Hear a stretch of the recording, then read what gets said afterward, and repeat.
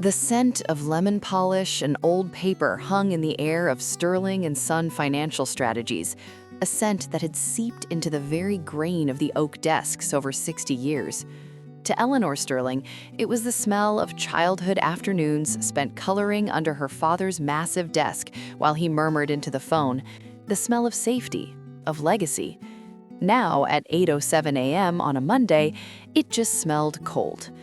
She stood in the small, harshly lit custodial closet, the coarse fabric of the light blue uniform scratching her neck. The name tag on her chest read Maria. Eleanor's own designer blazer and silk trousers were hidden in a duffel bag on the top shelf, behind industrial bleach. Her father, Robert Sterling, had passed away 6 months ago, leaving her the majority stake in the company. And for the last 6 weeks, she had been its unknown, unnoticed cleaner. The idea had been born of sheer, panicked grief. The board, led by her father's erstwhile protege, David Chen, had sent polite, condescending memos questioning her operational inexperience and suggesting a gradual, observational integration. Translation, they saw a 32-year-old woman with a philosophy degree and thought her a porcelain doll, likely to shatter the empire her brick-by-brick father had built. So she decided to see the empire from its foundations. She called it her ethnography. Her best friend, Maya, called it extreme and slightly unhinged. But it was the only way Eleanor felt she could breathe, could learn the heartbeat of the place without the distorting lens of the CEO's chair. Her first stop was the 4th-floor executive suite. As she emptied wastebaskets with careful quiet, she heard David's voice from her father's, office.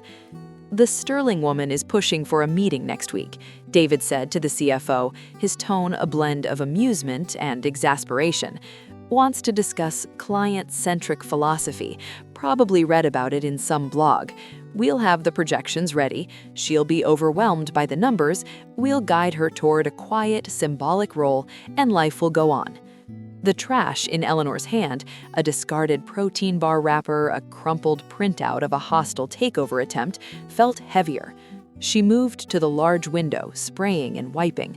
Her reflection in the glass was a ghostly superposition. Eleanor, in a cleaner's smock, superimposed over the city skyline her father had loved. Humiliation wasn't a strong enough word. This was a slow erosion of self, a burial in anonymous cloth. The antidote to the daily burial came every evening at 5:45 p.m. in the warm, turmeric-scented kitchen of her grandmother's duplex. Nana's house was the opposite of Sterling and Son, all soft edges, humming appliances, and the persistent, comforting drone of the television news. "Your face is a mile long, Sherry," said Nana, without turning from the stove, where she was coaxing a rich red sauce to life. Eleanor sank into the creaky vinyl chair at the kitchen table, its surface a mosaic of old water rings and crossword puzzles filled in with shaky capitals. She wiped off her metaphorical skin along with her cardigan. Here she was just Ellie. "I wiped David Chen's desk today. He was on the phone telling someone I'd be a manageable figurehead. I had to stop myself from polishing his speakerphone with extra vinegar." Nana chuckled, a sound like dry leaves. Robert always said David was a brilliant calculator, but had the emotional intelligence of a doorknob. Robert saw numbers, but he also saw people. That man remembered the name of every janitor, every secretary's child. She pointed a wooden spoon at Eleanor. He learned that from the ground up, too, started in the mailroom. "I know, Nana. The story was family liturgy." "Knowing and feeling are different muscles," said Nana, turning. Her eyes, the same clear gray as Eleanor's, held a universe of patience. "You're building the feeling. Now chop the onions, cry a little. It's good for you." As Eleanor chopped, the rhythmic thud on the cutting board began to dissolve the day's tensions. Her mother, Lydia, breezed in at 6:15 p.m., her nurse's scrubs dotted with tiny cartoon cats, carrying the damp, fresh air of the spring evening with her. "Battle stations report." She dropped her bag and planted a kiss on Eleanor's head, then Nana's cheek. She didn't ask about the board or the stock price. She asked, "Did you eat lunch today? I saw Mrs. O'Malley at the market. Her hip is bothering her again."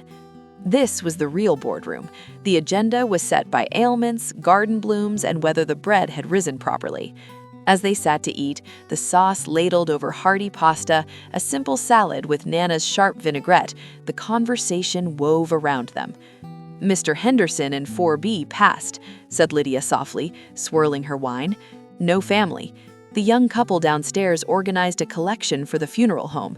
They're good kids." Nana nodded, her eyes misty. "He loved my lemon cake. I'll make one for the gathering after." Eleanor listened, twirling pasta. This was resilience. Not hostile takeovers, but a collection for a lonely man's funeral. Not corporate strategy, but a lemon cake for the grieving. This was the fabric her father had somehow woven into the company's early days, a fabric she feared was now threadbare. Back at Sterling & Son, Maria saw the fraying edges everywhere. She saw the young intern, Sam, crying silently in the third-floor break room after a brutal dressing down from a senior analyst for a minor formatting error. Eleanor, while restocking coffee pods, slid a packet of fancy hot chocolate she'd brought from home and a note saying, "Your worth isn't in your margins, a fellow survivor," onto the table next to him. She saw Mrs. Alvarez in accounts payable, working through lunch every day, her fingers flying over the keyboard, a photo of 2 teenagers taped to her monitor. She learned the teenagers were her 2 grandsons, one of whom had special needs. She started deliberately leaving Mrs. Alvarez's area for last and would often share a quiet 5 minutes, asking about the boys, listening. She was just a kind cleaner, after all. She bonded with the actual cleaning staff, jovial Leo on the night shift, and quiet, efficient Anya. Over shared sandwiches in the closet at midday, they spoke of rent hikes, night classes, and the absurdities of the suits upstairs. They complained about David Chen's habit of leaving chewed-up pencil ends everywhere. "Thinks he's a beaver," said Leo, grumbling. She stored it all away, the small humiliations, the quiet struggles, the unsung expertise. The grand humiliation came on the day of the quarterly all-hands meeting. Eleanor, as CEO, was scheduled to give a brief, pre-scripted welcome in the afternoon. As Maria, she was assigned to clean the large auditorium before and after the event. That morning, as she vacuumed the aisles, David and his entourage walked in for a tech check. He was holding a printed copy of her proposed talking points, points she had emailed him as Eleanor. "She wants to talk about ethical fiduciary duty and legacy of care," David scoffed to the head of HR, not seeing the cleaner methodically working her way towards them. "It's a financial firm, not a charity. We need to talk about growth, aggressive expansion. Robert would be spinning in his grave." The HR head, a woman named Brenda, nodded nervously. "She's just trying to find her voice, David." "Her voice needs to say what we write for her," David said, his voice crisp in the empty hall. He finally noticed Maria. "Cleaner, could you hurry up? We need to rehearse." "Of course, sir," Maria mumbled, head down, her cheeks burning. As she passed him to empty a trash can, the wheel of her cart caught on the leg of a chair. She stumbled and the cart tipped, sending its contents, dust bags, used paper towels, crumpled cups, spilling across the polished floor at David's feet. A used coffee cup rolled to a stop against his immaculate Oxford. He stared down in disgust, then up at her. "For God's sakes, Maria, can't you people be careful? This is a professional environment." His voice echoed. "Clean this mess up and be done before we start. And for future reference, night staff handles this. You're clearly not cut out for the day shift." The "you people" hung in the air, toxic and heavy. Brenda looked mortified. Eleanor could only nod, her vision blurring with hot, furious tears as she knelt to gather the literal and metaphorical garbage. In that moment, she wasn't the heir, she was just a clumsy cleaner, humiliated in front of an audience, in the company that bore her name. That night, the Sterling Women's Kitchen felt like a sanctuary under siege. Eleanor recounted the event, her voice trembling with rage and shame. "He said you people, Nana. He looked right through me." Nana put down her knitting. Her face, usually soft with kindness, hardened. Robert Sterling did not build this company with you people. He built it with his people. Leo's father was our first delivery driver. Anya's mother saved his books during a flood in the old office. She took Eleanor's hand. Her knuckles were a topographical map of age, but her grip was iron. You have seen the foundation. You have felt the cracks. Now you must decide how to rebuild. Lydia wrapped an arm around Eleanor's shoulders. The board meeting is next week. You have to be Eleanor now. But who is she? Eleanor whispered, the question hanging over the remains of their chicken and rice. The philosopher? The grieving daughter? The humiliated cleaner? All of them, Nana said simply. Just like your father was the mailroom boy, the veteran, the husband, the boss, and the man who never forgot a name. The tapestry doesn't care which thread is on top. It cares that they all hold. The next day, Eleanor Sterling walked into Sterling & Son at 8 a.m., not as Maria, but in a simple, elegant navy suit. The receptionist did a double take. Whispers trailed her like a wake as she rode the elevator to the executive floor. David Chen met her outside her office, his smile strained. Eleanor, we weren't expecting you until the board meeting. We have the presentations. I'm sure you do, David, she said, her voice calm, carrying a new authority forged in the custodial closet and her grandmother's kitchen. But first, I'd like to meet with the full staff, today, in the auditorium at 10 a.m. That's highly unusual. So is inheriting a company, she said, meeting his gaze squarely. Please make it happen. At 10 a.m., the staff filed in, curious, murmuring. The analysts, the accountants, the admins, the IT team, Sam the intern, Mrs. Alvarez, Leo and Anya looking confused but present. They saw the young Sterling woman on stage, a slight figure next to David and the board members, who were seated to the side, looking wary. Eleanor stepped to the podium. She didn't touch the pre-written speech. Good morning. For those who don't know me, I'm Eleanor Sterling. Many of you knew my father, Robert. A soft, respectful murmur rippled through the room. He loved this company, but more than that, he loved the work of it, the human machinery that makes the financial machinery run. She took a breath, her eyes sweeping the room, landing for a moment on Leo, on Anya, on Sam. For the last 6 weeks, I haven't been in the corner office. I've been learning this company from its heart. I've emptied your trash bins, restocked your break rooms, and polished your windows. A gasp, then stunned silence. David Chen went pale. I've seen the incredible dedication. I've seen the intern who stays late to perfect a presentation, the accounts payable clerk who manages miracles to keep cash flowing for our clients, the night cleaner who knows every squeaky floorboard in this building. She saw Mrs. Alvarez sit up straighter. Sam's eyes widened in recognition. I've also seen the cracks, the fear of small mistakes, the sense that some roles and some people are seen as less vital. Her voice didn't waver.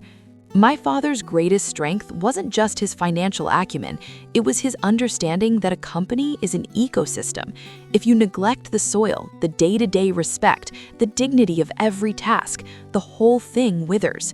She announced immediate concrete changes, a mentorship program pairing junior and senior staff, a Sterling Spirit Fund for employees facing unexpected hardships seeded with her own capital, a quarterly open forum where any employee could speak to leadership. She announced that Leo and Anya would be consulting on a review of facilities and work-life balance for shift workers. This company is called Sterling & Son, she concluded, her voice thick with emotion. But its legacy was never about one family or one gender. It's about a standard of value, yes, but also of care.